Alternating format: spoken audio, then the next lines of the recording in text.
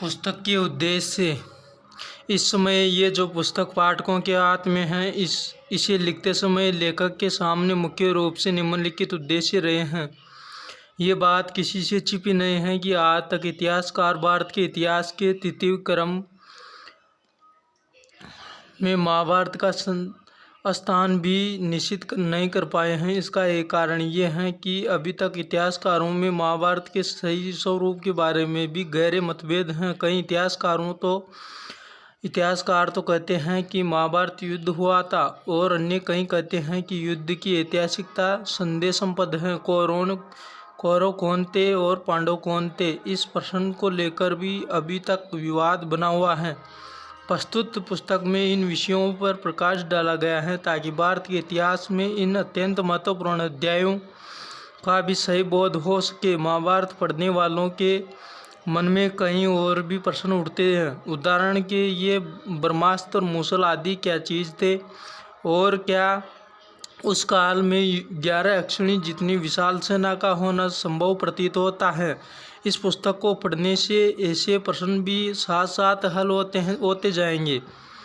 महाभारत और गीता ऐसे ग्रंथ हैं जिनमें भगवान के अवतरण, उनके उपदेश तथा उनके द्वारा दी गई मार्ग प्रदर्शना भी उल्लेख हैं। अतः भगवान के सही स्वरूप की चर्चा करना भी आवश्यक है, क्योंकि उसके बिना न तो उन ग्रंथों को ठीक प्रकार से समझा जा सकता है और न ही उनके पढ़ने से पूरा लाभ हो सकता है। अतः इस पुस्तक में इस प्रश्न पर भी प्रकाश डाला गया है कि भगवान का स्वरूप क्या है और श्री कृष्ण का सत्य परिचय क्या है। इसमें भगवान तथा श्री कृष्ण के ऐतिहासिक और आध्यात्मिक दोनों पक्षों पर नए रहस्य खोले गए हैं। हम देखते हैं कि एक ओर तो लोग श्री कृष्ण को एक संपूर्ण देव मानते हैं और उसकी पूजा करते हैं, दूसरी ओर महाभारत तथा श्रीमद्भागवत के आधार पर उन पर कई आक्षेप लगाए जाते हैं। इस पुस्तक में उनकी भी कुछ चर्चा की गई है। इसके अध्ययन से पाठकों के मन में श्री कृष्ण का एक अत्यंत निर्मल और पवित्र ही चित्र उभरता है और पाठकों के सामने श्री कृष्ण से संबंधित अनेक आख्यानों के गहन आध्यात्मिक रहस्य एक के बाद एक खुलते चले जाते हैं। इन सभी बातों के साथ साथ गीता का जो सार दिया गया है, उसमें पाठकों को आत्मा, परमात्मा, योग, कर्म इत्यादि से संबंधित विषयों का सापेक्ष में परंतु स्पष्ट ज्ञान होगा। इस पुस्तक में जिस प्रकार गीता को ज्योतिष रूप परमात्मा के महावाक्यों का सार और भारत को भगवान के अवतरण भूमि बतलाया गया है, उसमें गीता और भारत की महिमा बढ़ेगी और लोग आस्तिक बनेंगे। इतिहास के अध्ययन का एक उद्देश्य उससे कुछ निष्कर्ष लेकर उनके प्रयोग से लोग लाभ लेना होता है। प्रस्तुत पुस्तक में भी महाभारत काल की तुलना वर्तमान काल से की गई है और ये बताने की कोशिश की गई है कि अब भी वही परिस्थितियां बनी हैं और इतिहास की पुनरावृत्ति हो रही है। इसमें मनुष्य को सचेत किया गया है कि भगवान का अवतरण साधारण मानवीय तन में होता है, अतः वे उन्हें न पहचानने की भूल न करें। प्राकथन।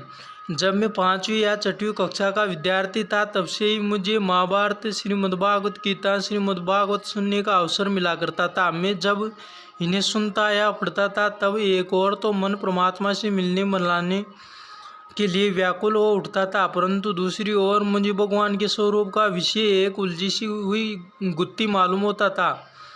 इन ग्रंथों को सुनने और पढ़ने से मन में अनेक प्रश्न भी उठते थे, परंतु अनेक प्रयास करने पर भी मुझे उनका संतोषजनक हल नहीं मिला। उनमें कुछ एक प्रश्न निम्नलिखित हैं।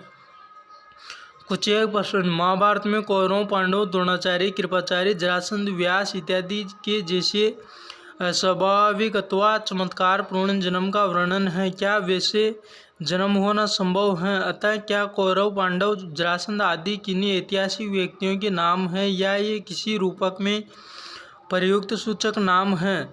क्या शांति के दाता, प्रेम के सागर, पतित पावन परमात्मा ने पांडवों को हिंसा वाले युद्ध, महाभारत युद्ध के लिए स्वीकृति दी होगी? क्या गीता जैसा सूक्ष्म और दिव्य ज्ञान उस युद्ध के कोलाहल में दिया जा सका होगा? गीता में जो श्लोक लिखे हैं, क्या ये संख्या में उतने ही हैं और अक्षरश वही हैं जो स्वयं भगवान के मुख से निकले थे, या लिखने वाले ने बाद में अपनी भाषा में भगवान के उपदेश के भाव को व्यक्त करने की कोशिश की है। यदि ये श्लोक हूबहू वही हैं जिनका भगवान ने स्वयं उच्चारण किया, तो इनमें से कई श्लोक उपनिषदों के वाक्यों से मिलते क्यों हैं? यदि ये संख्या में भी उतने ही हैं, तो इसके क्या प्रमाण हैं? क्या अर्जुन ने भगवान का साक्षात्कार करने के बाद भी उनसे रथ हाँकने का कार्य लिया होगा और गीता जैसे शांतिप्रद एवं योग युक्त बनाने वाले उपदेश को सुनने के बाद भी हिंसा वाला युद्ध किया होगा? क्या इतने बड़े घमासान युद्ध में अर्जुन के रथ के घोड़े हताहत नहीं होते थे? भगवान द्वारा इतने बड़े युद्ध कराने के बाद भारत देश का हाल क्या हुआ और पांडवों को क्या मिला? और गीता जैसे महान उपदेश को सुनने के बाद अर्जुन में आध्यात्मिकता मानता कितनी आई और वह कहाँ तक योग युक्त स्थित प्रज्ञ गुणातीत और देवी संपदा संपन्न हुआ? क्या भगवान का इस रीति जन्म और देवासन हो सकता है जिस रीति का उल्लेख श्रीमद्भागवत में है? क्या सचमुच श्री कृष्ण की पटरानियाँ थी? इतनी हजार पटरानियाँ थी? क्या ये सही है कि श्री कृष्ण ने गोपियों के वस्त्र चुराए थे? इसी प्रकार क्या पूतना तथा अकासुर बकासुर इत्यादि से संबंधित आख्यानों को शब्दार्थ में सत्य मानना ठीक होगा? श्रीमद्भागवत में अनेक विद्वानों ने जो अनेक भाष्य लिखे हैं अथवा विभिन्न टीकाएँ की हैं, उनमें सही कौन सी हैं? क्या उनमें वह भाव यथासत्य रीति से आया है जिसका भगवान ने रहस्य उद्घाटन किया था? इस बात का निर्णय करने का साधन या तरीका क्या है? इस प्रकार और भी बहुत से प्रश्न मन में उठते थे। मैंने उनके समाधान के लिए इस विषय से संबंधित अनेक पुस्तकें भी पढ़ी, परंतु वे प्रश्न प्राय बने ही रहे। कुछ एक विवेक सम्मत बातें अंश रूप में अलग अलग पुस्तकों में बिखरी हुई मिली, परंतु उसको जोड़कर सत्य का एक सुलझा हुआ स्वरूप और एक अंतविरोध रहित संपूर्ण ईश्वरीय उपदेश के मेरे सामने नहीं आया। जीवन में एक बहुत सी शुभ घड़ी, परंतु जीवन में एक शुभ घड़ी ऐसी आई जब मैं ईश्वरीय विश्वविद्यालय के संपर्क में आया। प्रथम बार मुझे इस विषय पर वहाँ जो बातें सुनने को मिली वे आश्चर्यजनक भी महसूस हुई और साथ साथ वे मन को बली और बुद्धि को विवेक सम्मत लगी। जब मैंने गहराई से उनका अध्ययन किया, साथ साथ आध्यात्मिक सत्यों का अनुभव करने का पुरुषार्थ किया, तब न केवल मेरे प्रश्न हल हो गए बल्कि उसमें मेरे जीवन में एक नया मोड़ भी आया। पहले मेरे मन में जो प्रश्न थे उनके अतिरिक्त भी बहुत से महत्वपूर्ण प्रश्नों पर मुझे वहाँ प्रकाश मिला। उदाहरण के तौर पर वहाँ युगों की आयु के बारे में मुझे जो बातें बताई गई वे मेरे लिए बिल्कुल ही नई थी। मैं जानता हूँ कि इस पुस्तक में पाठकों को भी ये बातें बिल्कुल नई और अद्भुत लगेगी, परंतु इसे गहराई से पढ़ने पर उन्हें मालूम होगा कि ये हैं सत्य ही हैं। मैंने इस विषय को जिस रीति से समझा उसी का दिग्दर्शन इस पुस्तक में है कराने का यत्न किया है ताकि अन्य लोगों को भी उसमें लाभ हो सके। मैं इस ईश्वरीय विश्वविद्यालय में संपर्क में आने से पहले जो अध्ययन किया करता था उसके कुछ महत्वपूर्ण अंश अपनी डायरियों में लिख लिया करता था। उनमें से जो डायरियाँ मेरे पास बच रही थी प्राय उन्हीं से सहायता लेकर मैंने इस विषय को सत्य के अन्वेषकों के लिए स्पष्ट किया है। विषय का समष्टीकरण करने की सुविधा के लिए मैंने सारी चर्चा को 4 मुख्य भागों में बांट दिया है और हर भाग के अंत में शिवलोकन शीर्षक के अंतर्गत उसका सार दे दिया है। पुस्तक के अंतिम भाग में मैंने गीता का सत्य सार दिया है और उसके पहले उससे संबंधित एक अनुभूमिका भी जोड़ दी है।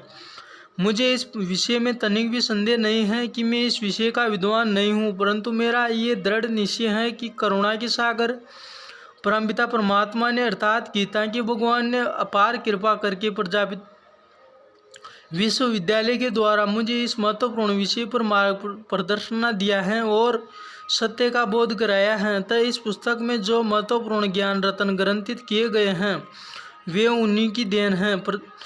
ईश्वरीय विश्वविद्यालय में मुझे सार रूप में ही अनमोल बातें सुनने को मिली थी। फिर मैंने जो जैसे सोए इनको समझा था वैसे बहुजन हिताय उनका विस्तार किया हो हो सकता है कि वहीं कहीं मैं किसी बात को ठीक वैसे स्पष्ट न कर पाया हूँ जैसे कि वे मुझे बताई गई थी। इसके लिए मैं क्षमा प्रार्थी हूँ। कार्य की बहुतायत और समय के अभाव के कारण मैं पुस्तक की हस्तलिपि को दोबारा पढ़कर संशोधित नहीं कर सका और उनके पूर्व पढ़ने में भी कई जगह भूल चूक हुई है। ऐसी भूलों पर मेरा ध्यान गया है।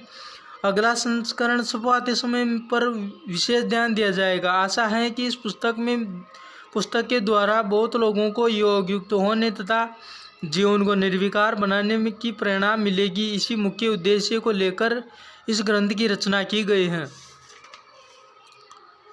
भगवान सर्व आत्माओं के परमपिता हैं। श्री कृष्ण सर्व देवों में मान है। गीता सर्व शिरोमणि है। भारत सब देशों का मुकुटमणि है।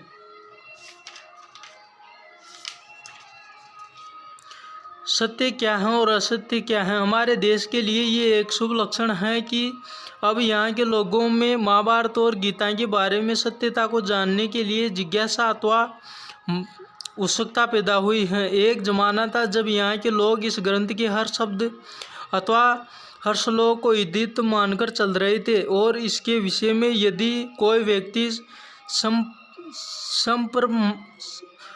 संपूर्ण मात्र प्रमाण रीति से भी दूसरी कोई बात करने का यत्न करता था तो वे उसके विचारों को नास्तिकता का लेबल लगाकर उसकी अवहेलना करते। आज वातावरण कुछ बदला है और लोग कुछ अधिक सहिष्णु हुए हैं। महत्वपूर्ण और उपयोगी चर्चा। वास्तव में महाभारत एवं गीता के स्वरूप और समय का सत्यबोध सभी के लिए आवश्यक है। इसके कई कारण हैं। एक तो ये कि इसके निष्कर्ष के रूप में ग्रंथ के अंत में लेखक कहता है, ऊर्ध्वभाव वैषम्यस्य न च कचोणीति में धर्मार्थ कामस्य च किर्मत न सेव्यते। अर्थात यह लोगों में अपनी भुजा को ऊपर उठाकर ऊंचे स्वर से कहता हूँ कि अर्थ और मनोरथों की सिद्धि अथवा जीवन की अलौकिक सफलता भी धर्म ही के पालन से होती हैं। तब धर्म ही का पालन क्यों न किया जाए? परंतु मेरी बात को सुने भी तो। इस प्रकार जो लोग धर्म को ही जीवन की सफलता के लिए आवश्यक या उपयोगी नहीं मानते उनके लिए ग्रंथकार का ये निष्कर्ष चुनौतीपूर्ण है और जो लोग धर्म के महत्व को मानते हैं उनके लिए ये एक चेतावनी है अथवा पुनस्मरण कराने वाला एक उद्घोष है। दूसरे इन दोनों ग्रंथों में ये बताने का बरकस यत्न किया गया है कि जब संसार एक विशेष सक्रांति काल अथवा संकटमय स्थिति से गुजर रहा होता है तो स्वयं भगवान इस धरा पर आकर इसके इतिहास को एक नया मोड़ देते हैं। वे मनुष्य मात्र को भूला हुआ पाठ फिर से पढ़ाते हैं और उसके मन को विषयों तथा व्यक्तियों के मोह से निकाल कर योग युक्त बनाते हैं। अतः ये जानना बहुत ही उपयोगी होगा कि क्या सच है कि भगवान की इस पृथ्वी पर आकर मनुष्यता को ईश्वरीयता का संबल देते हैं, उसकी आसुरीयता को मिटाते हैं और एक ऐतिहासिक व्यक्ति की न्याय अत्यंत महत्वपूर्ण इतिवृत्त के निमित्त बनते हैं। यदि हाँ तो कब, किन्हीं परिस्थितियों में और किस रूप में और कैसे? और यदि गीता स्वयं भगवान ही के मुख से विनिसर्त वाणी है तो इसमें भगवान के स्वरूप का क्या परिचय दिया गया है तथा मनुष्य के कल्याण के लिए क्या कहा गया है? तीसरे, महाभारत में कौरवों तथा यादवों के जिन युद्धों का वर्णन है उनमें अरबों लोगों के नष्ट होने की बात कही गई है और उनमें जिन अस्त्र शस्त्रों का उल्लेख हुआ आज के अस्त्र शस्त्रों के समांतर मालूम होते हैं और विश्व में उतनी बड़ी जनगणना भी कुछ वर्षों के बाद आज ही हुई है। अतः आज की स्थिति में महाभारत युद्ध के स्वरूप को जानना भी अधिक आवश्यक है क्योंकि इसमें हमें आने वाली घटनाओं का पूर्वाभास अथवा पूर्व ज्ञान हो सकता है और हमारे पुरुषार्थ का मार्ग भी प्रस्तुत हो सकता है। परंतु हम देखते हैं कि आज जो महाभारत ग्रंथ उपलब्ध हैं उसमें तो धर्म के पक्ष वालों द्वारा भी छल छदम के प्रयोग का उल्लेख है, उन द्वारा भी अधर्म एवं अनाचार को अपनाने का वर्णन है और इस प्रकार के व्यवहार को इन शब्दों में प्रभु समर्पित होने की छाप लगाए गए हैं कि हे अर्जुन, तुम छल का प्रयोग किए बिना इनसे विजय प्राप्त नहीं कर सकते। तब मनुष्य की आस्था पूछती है कि क्या धर्म केवल एक आदर्श, क्या ये वह एक कोरा उपदेश ही है, क्या मनुष्य की उस तक पहुँच नहीं है। महाभारत ग्रंथ ही का स्वरूप विकृत हो चुका है। इसी प्रकार यद्यपि महाभारत में भगवान के अवतरण की बात तो कही गई है, तथापि उस द्वारा भगवान को एक चतुर नीति विद समर्थ योद्धा, असफल दूत तथा कुशल रथवाहक ही के रूप में चित्रित किया गया है। उसे किन्हीं परिस्थितियों में क्रोध, हिंसा तथा घृणा करते भी दिखाया गया है। यहाँ तक कि उन द्वारा शराब पीने की बात भी उल्लेख है। यदि श्रीमद् भागवत को भी साथ में ही पढ़ लिया जाए तो भगवान के द्वारा जिन लीलाओं या कर्मों का विवरण है, उन्हें पढ़कर मनुष्य का ये प्रश्न उठना स्वाभाविक ही है कि क्या भगवान का यही स्वरूप है। क्या ऐसे चरित्रों को गीता में दिव्य कर्म कहा गया है। एक और तो ये दावा किया गया है कि गीता स्वयं भगवान के मुख से विनिसृत वाणी है, और दूसरी ओर हम देखते हैं कि गीता के अनेक श्लोक उपनिषदों में के श्लोकों से अक्षर शब्द अथवा असंत मिलते हैं, अथवा स्वयं महाभारत में ही किसी और अध्याय में किसी और व्यक्ति द्वारा किसी अन्य पुरुष को कहे गए हैं। तब प्रश्न उठता है कि क्या ये वही गीता है जो भगवान ने स्वयं गाई थी, या इसका भी स्वरूप बदल गया है। फिर हम देखते हैं कि गीता में अर्जुन ने भगवान को एक नहीं अनेक नामों से संबोधित किया है, और ये सभी नाम गुणवाचक अथवा कर्तव्यवाचक ही हैं। किंतु हम व्यवहार में तो सदा ही यही देखते हैं कि जब एक व्यक्ति किसी दूसरे से संवाद करता है तो वह हर बात किसी दूसरे को नाम से संबोधित नहीं करता। गीता में हम ऐसा नहीं पाते। उसमें भगवान को जनार्दन, हरिकेश, अच्युत, केशव इत्यादि नाम से संबोधित किया गया है। और आश्चर्य की बात तो ये है कि टीकाकार, व्याख्याकार इन सभी नामों के तो अर्थ की व्याख्या करते हैं, किंतु वे कृष्ण शब्द को संज्ञावाचक मानने के कारण उसकी व्याख्या नहीं करते। और वे केशव शब्द की व्याख्या करते हुए कहते हैं कि लंबे केशों वाला होने के कारण भगवान को केशव कहा गया है। सोचने की बात है कि क्या कभी कोई शिष्य या जिज्ञासु अपने श्रद्धेय गुरु को हे लंबे केशों वाला ऐसा कहने की दुष्टता कर सकता है। पर यहाँ तो दिव्य दृष्टि द्वारा उस सर्वमान शक्ति को देख लेने पर भी अर्जुन इस नाम का प्रयोग कर रहा है। ऐसे नामों का व्यवहार केवल एक ओर से नहीं हो रहा, दूसरी ओर से भी अर्जुन को प्रंतव, अनग, गुडाकेश इत्यादि नाम दिए जा रहे हैं, जो हिंसा वाले युद्ध के समय किसी शस्त्र योद्धा को नहीं बल्कि मानसिक विकारों से युद्ध करने वाले महावीर ही को प्रतीत उचारने के योग्य हैं।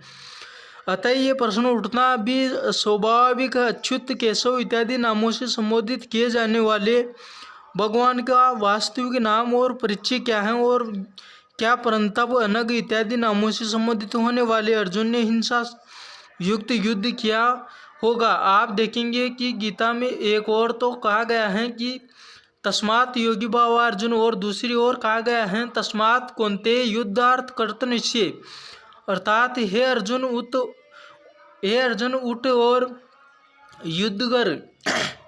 और तीसरी ओर इन दोनों बातों को मिलाते हुए कहा गया है माम अनुसरम युद्धश्च, अर्थात हे अर्जुन मुझे याद भी कर और युद्ध भी कर। तब प्रश्न उठता है कि ये किस प्रकार के युद्ध की चर्चा हो रही है।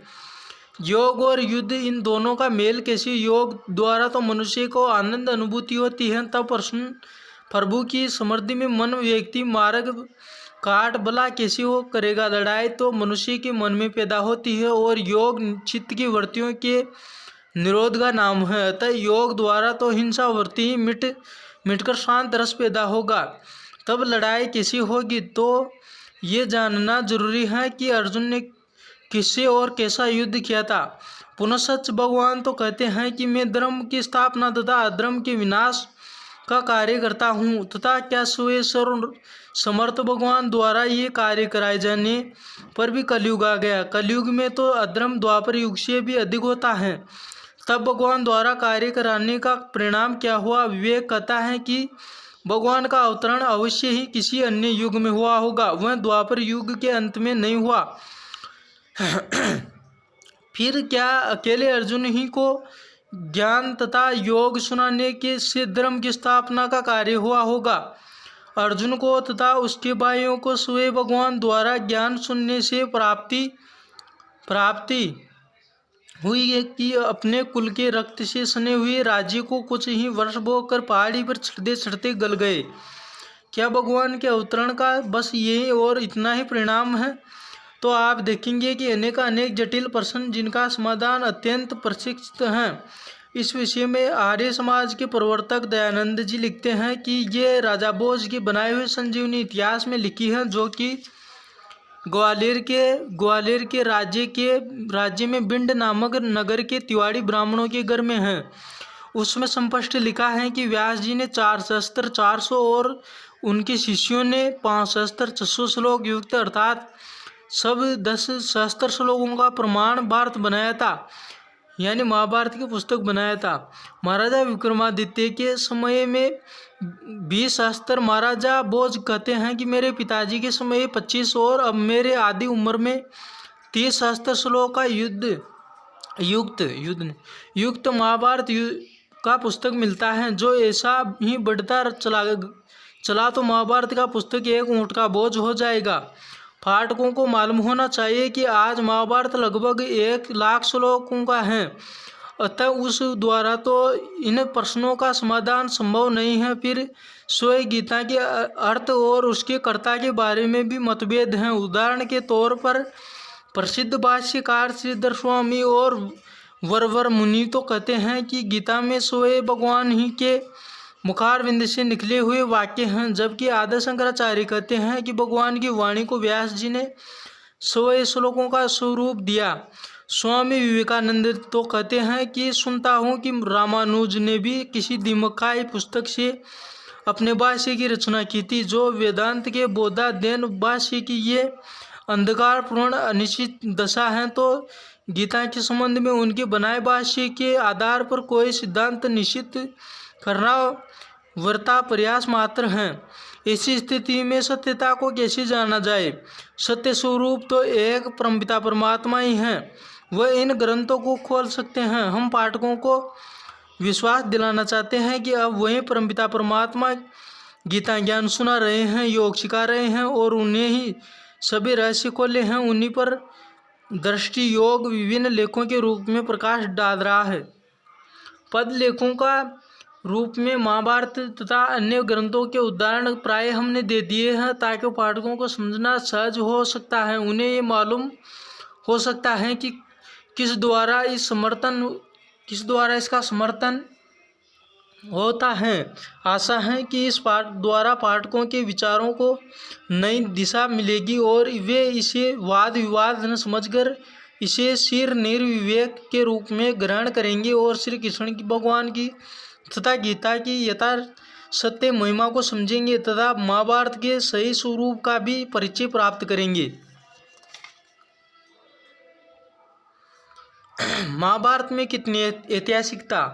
महाभारत के अध्ययन से पता चलता है कि व्यास ने जब महाभारत लिखने का संकल्प किया तो उसके पहले ही महाभारत के केंद्रभूत कथा अथवा उसके भविष्य आख्यान लोक कथा एवं जनश्रुति अथवा लोकगीतों के रूप में प्रचलित थे और उन्हें कथाकार गायक अथवा सूत आदि मौखिक रूप से विशेष अवसरों पर लोगों को सुनाया करते थे। जिन्होंने महाभारत का अनुसंधान अथवा गहराई से अध्ययन किया, उन्होंने इस बात को स्पष्टीकरण से समझाया है, कहा है कि महाभारत के बहुत से भाग पहले से लोगों में प्रचलित थे और इसके भाव को बतलाने वाले आख्यान सभाओं में गाए या सुनाए जाते थे। व्यास जी ने तो इन आख्यानों को काव्य के रूप में ग्रंथित ही किया है अथवा इन्हें धार्मिक दृष्टिकोण से भलीभांति कविता निबद्ध किया है। हमारे इस कथन के बारे में स्वयं महाभारत में भी संकेत महाभारत के पहले ही पर्व के पहले अध्याय में लिखा है कि एक दिन व्यास जी एक पर्वत गुफा में प्रभु समृद्धि में शांत अवस्था में बैठे थे। तब उन्हें ऐसा भाषित हुआ जिसे कि उन्होंने ज्ञान चक्षु से चरम चक्षुओं के से नई संसार के आदि से लेकर अंत तक के इतिहास को प्रत्यक्ष देखा हो। तब उन्होंने विचार किया कि इसे काव्य के रूप में लिखा जाए। गोया उन्होंने लोक कथा या जनश्रुति के रूप में प्रचलित आख्यानों को चाहे वे सही अर्थों में तिथिव अर्थ थे या पुरानी कल्पना थे। धर्म दृष्टि द्वारा काव्य रूप में ग्रंथित करने का संकल्प किया और उन्हें ऐसा महसूस हुआ कि उन्हें ये वरदान भी मिला है कि उनकी इच्छा अनुसार ये संसार में काव्य कहलाएगा। अतः ऐसा मानना गलत होगा कि व्यास जी पूर्ववर्ती लेखों ने महाभारत में जो कुछ भी लिखा है वह सब उनके जीवन काल में घटित हुआ इतिहास ही था, जिनके वृत्तांत उन्होंने बाण चक्षुओं से देखे थे। यही बात गीता के बारे में भी कही जा सकती है। आज जो गीता हमें मिलती है इसका भी काफ़ी बड़ा अंश पहले ही से उपलब्ध था, तभी तो इसके बहुत से श्लोक का पूर्ववर्ती उपनिषदों इत्यादि के वाक्यों से शब्द साम्य और अर्थ साम्य हैं। अतः हमें ये अच्छी तरह ध्यान में रखना चाहिए कि महाभारत लिखे जाने से बहुत पहले चिर अतीत में कभी कोई महाविध्वंसकारी युद्ध हुआ था और किन्हीं भद्र पुरुषों को भगवान ने गीता सुनाई थी। उसी के बारे में कुछ श्रुति अथवा जनश्रुति प्रचलित थी और उस ज्ञान के कुछ अंश भी उपनिषदों के इत्यादि के रूप में लिखे जाने लगे थे, परंतु जनमानस को उसका सुनिश्चित एवं स्पष्ट बोध नहीं था। तो तभी तो स्वयं गीता में ये कहा गया है कि ये ज्ञान प्राय लुप्त हो गया हुआ था। फिर व्यास मुनि ने शांत अवस्था में जब उसका ध्यान अथवा मनन किया तो उनके मन में कुछ स्फुरणा हुई और उन्होंने उसे काव्य का रूप देने के लिए अंतःस्फुरणा महसूस की। तो पहला निष्कर्ष ये हुआ कि महाभारत श्रुति सुने हुए ज्ञान और जन श्रुति दंत कथा अंतदृष्टि इन सभी पर आधारित एक काव्य हैं। महाभारत में देवताओं अप्सराओं इत्यादि के उल्लेख की भी परमार। दूसरे हमें यह भी याद रखना चाहिए कि आज जो महाभारत ग्रंथ हैं उसमें तो कितने ही ऐसे आख्यान और उपाख्यान हैं जिनका संबंध देवताओं, गंधर्वों, वसुओं, यक्षों, अप्सराओं, नारद इत्यादि से तथा वरदानों और श्रापों से हैं, जिसमें ये बताना कि इसमें सत्य इतिहास कौन सा है दुराग्रह करना ही होगा। महाभारत में धार्मिक ज्ञान का बाहुल्य। तीसरे, वर्तमान महाभारत में धार्मिक उपदेश अधिक हैं और इतिहास अत्यंत न्यून है एवं जीर्ण है अथवा अपभ्रष्ट अवस्था में है। स्वयं महाभारत में इसे संहिता कहा गया है। महाभारत नाम पढ़ने से पहले तो इसे भारत संहिता ही कहा जाता था। इसे ही ब्रह्म सूत्रों में वेदांत शास्त्र में समृद्धि ग्रंथ भी माना गया है। स्वयं वैष्णव लोग जो इसे अपने धर्म का एक मुख्य शास्त्र मानते हैं वे इसे पंचम वेद कहते हैं। गोया उनके दृष्टिकोण से भी ये मुख्यतः ज्ञान अथवा जीवन दर्शन का एक ग्रंथ है जिसे आख्यानों द्वारा समझाया गया है। पुनः इस ग्रंथ के कर्ता ने इसे लिखने का उद्देश्य केवल तिथिवर्त देना नहीं बल्कि इस द्वारा आत्मा, परमात्मा, धर्म, लोकांतर इत्यादि का बोध कराना बताया गया है। यहाँ तक कि जिन्हें लोग ऐतिहासिक व्यक्ति के नाम मानते हैं उन्हें नामों का उल्लेख करते हुए भी महाभारत में कहा गया है कि इसमें गांधारी, धर्मशीलता और विदुर की उत्तम प्रज्ञा, कुंती देवी का धैर्य की भलीभांति का वर्णन किया गया है और पांडवों की सत्यता का, धृतराष्ट्र पुत्र दुर्योधनों के दुर्व्यवहार का भी वर्णन किया गया है। फिर कहा गया है कि दुर्योधन का क्रोधमय विशाल वृक्ष के समान और कर्ण इसके सकंद, शकुनी, शाखा और दुशासन समृद्ध फल हैं।